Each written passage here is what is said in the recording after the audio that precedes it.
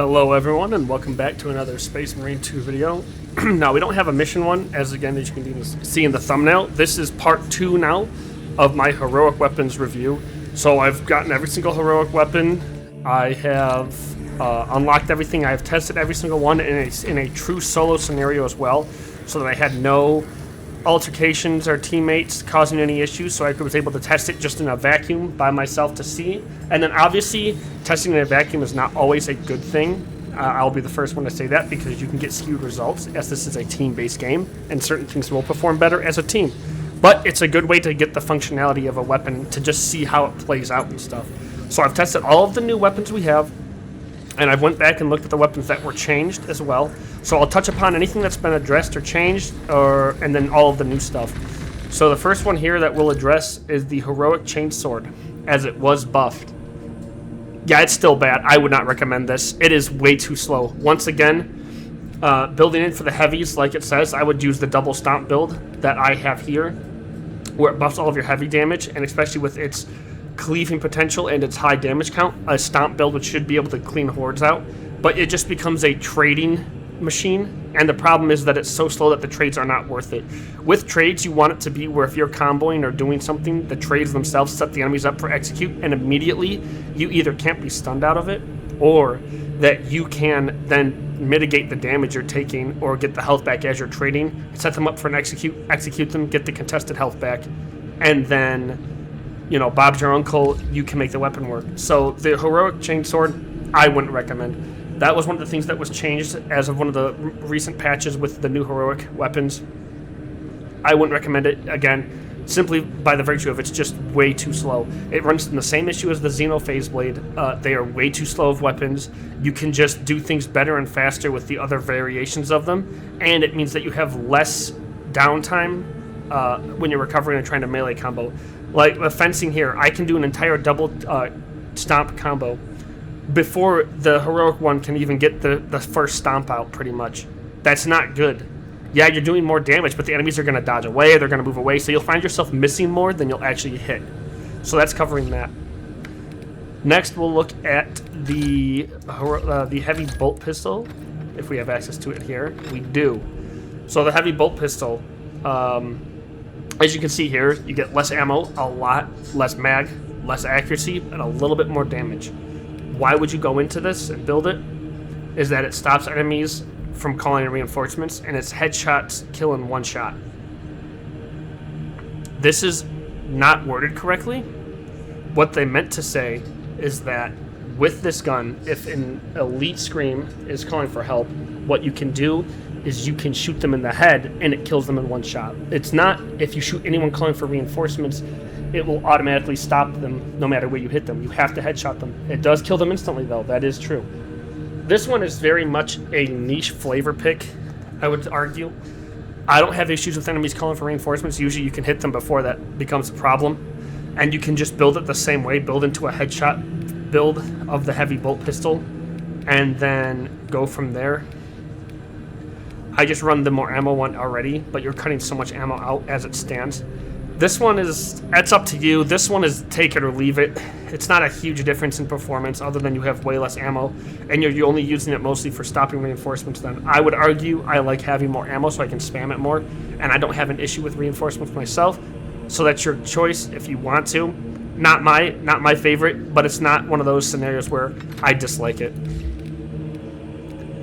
Next, we'll cover Vanguard here. The Instigator Bolt Carbine has a new version.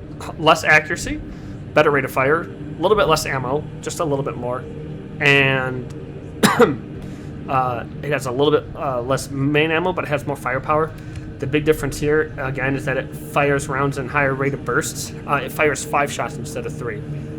I have my build set for headshots, and it's good. Yeah, it's good. It's all around. It's good. Yeah, you can use this. This really is your pick if you want to run the more ammo variation, or if you just want to run more damage and more headshot damage. I think both of these versions are good. If you're running a headshot build here, I think it does great. I was using it on Vanguard and it felt fine. Really just up to you at this point. So yeah, definitely give this one a try and see if you like it. But it was fun for me. I enjoyed it. Next, we'll cover this one here. I just got finished testing this, actually. This is the Power Fist. Now, I'll bring up this one specifically and how I built it, because the way I built it into Assault, it felt really, really good. So, the build itself, you're going to get a lot of contradictions in your build where it's charge attack, charge attack, charge attack. And the big problem with this is that you don't do charge attack damage, you do light attacks, but they're boosted by 200%. But most of your stuff builds into charge attacks. What I would recommend is just coming down into here, because you get a lot of the melee damage increase. This stuff's kind of irrelevant. Seriously, like almost all of this is irrelevant here.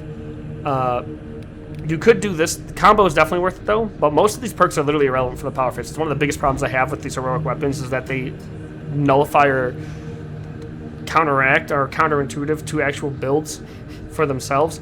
But the big one here I'll say is, one, Major Slayer, really nice, but two, you wouldn't think about it, but heavy armament. Cannon Punch deals 50% more damage. The reason I say this is that you can go into the Assault perk tree, and this is why I think it's really good for Assault, and it's enemies hit by your sprinting or dashing attack 25% more damage for 5 seconds. So what you can do is you can fly up, ground pound on them, do a dash attack right after the ground pound, and then you can start light attack spamming them, and you can combo them into an execution after a few hits, or they'll try to melee you, and the gun strike will do it for you. You can also start with a dash attack, go up, and then ground pound into them, and you'll be able to do this in under 5 seconds, setting up for an even bigger AoE hit. Now, the other big nice thing about the Power Fist Hammer is that any finisher marks nearby Majoris or higher for a gun strike. They do have to be pretty close for the gun strike, and from what I saw, it doesn't mark all of them, it only marks one of them, and then you can shoot that one. But you can essentially chain react and chain executions into gun strikes by doing this constantly. This was a lot of fun. It felt really good. I prefer my charge combo attack, but for Assault, I think the Heroic is definitely the better choice.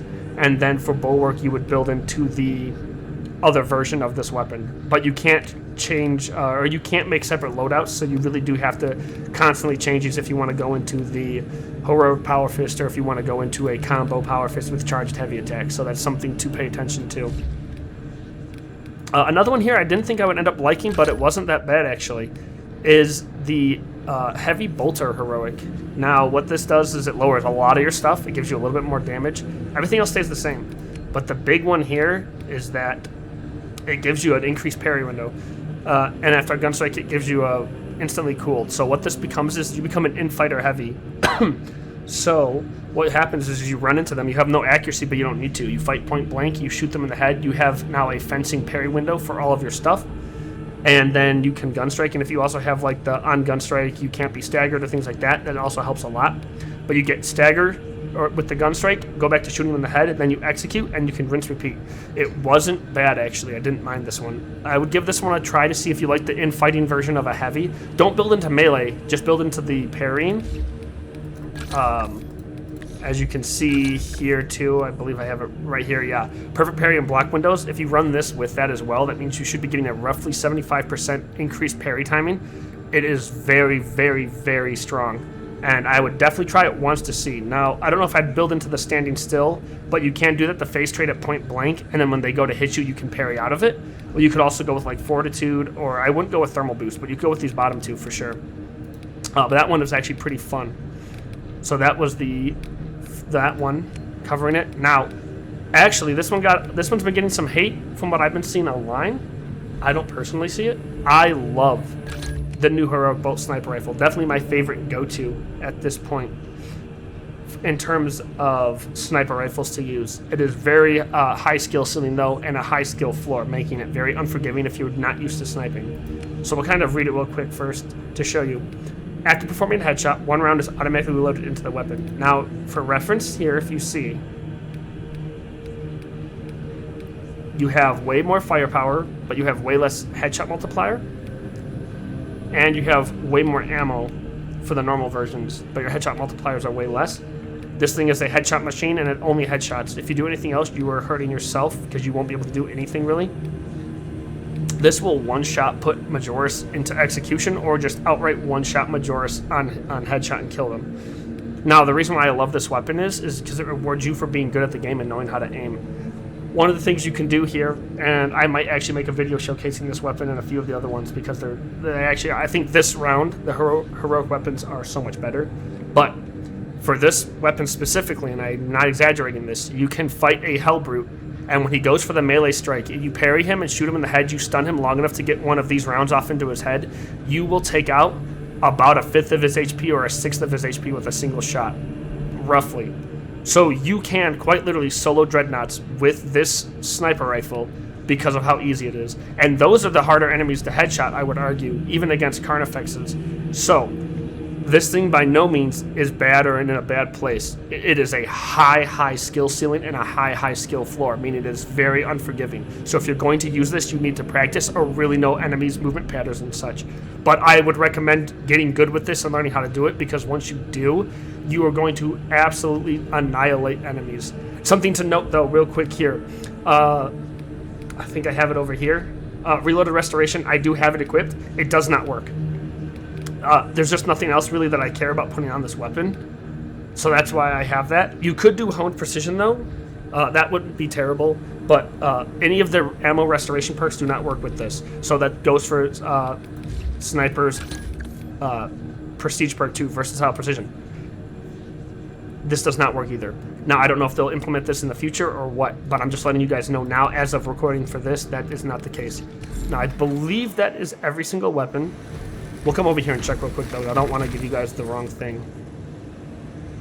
Nope, we're missing the final golden one, the Thunderhammer. Okay, too easy.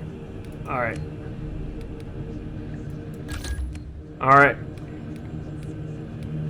Now, this build here, I haven't changed my build like I told you with the Power Fist. The Power Fist, I had to change my build around just by one perk, but I had to change it to make it work. This Thunderhammer, I didn't have to change my build. If you've seen my Bulwark video where it's hammer time, and I show you how you can hit breakpoints by using the balanced version of this weapon, just because you need the slightly boost in damage to hit that one-shot threshold. You can run block again, but you don't need to. Balance does work, and fencing does work actually, but you have to hit them with the pommel and the AoE at the same time, meaning you have to be point blank for this to work with the one-shots. That's a separate thing, but just to note that it is possible. With the heroic weapon here, though, I'll show you. Fully charged attacks leave behind a shock grenade effect. This works right now as assault. If you do your assault and you slam down, it works. And it also works if you don't do a full charged with it. And then if you do, I think it's aftershock. Yeah. There's a ground slam one where you can do a second one. And then, where is it here?